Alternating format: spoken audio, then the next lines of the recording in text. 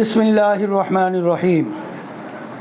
প্রিয় দেশবাসী, জাতির এই অবস্মরণীয় বিজয়ে মহান আল্লাহ রাব্বুল আলামিনের দরবারে অসংখ্য শুকরিয়া জানাচ্ছি।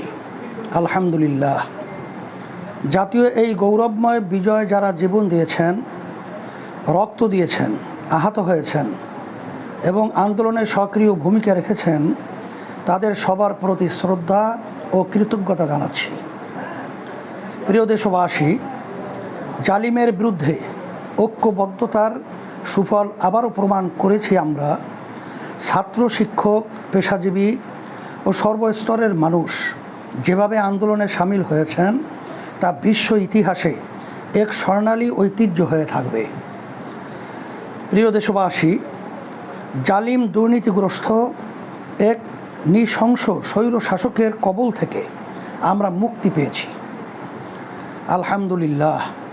এখন সময় দেশ গড়ার, নতুন বাংলাদেশ নির্মাণের। এখন সকলে মিলে ঐক্যবদ্ধভাবে সাম্য, সামাজিক মর্যাদা ও সামাজিক ন্যায় বিচার ভিত্তিক সমৃদ্ধ রাষ্ট্র নির্মাণের সংগ্রামে সবাইকে স্বাগত জানাচ্ছি।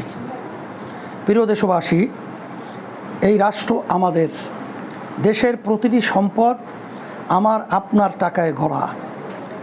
দেশের 18 কোটি মানুষ মিলেই আমরা একটি জাতি।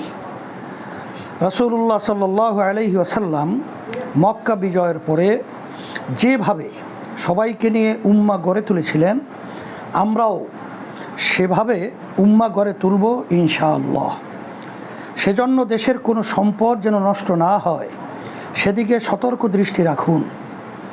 সংখ্যালঘু ভাই বোনদের নিরাপত্তা যেন ক্ষুণ্ণ না হয় সে বিষয়ে সজাগ থাকুন।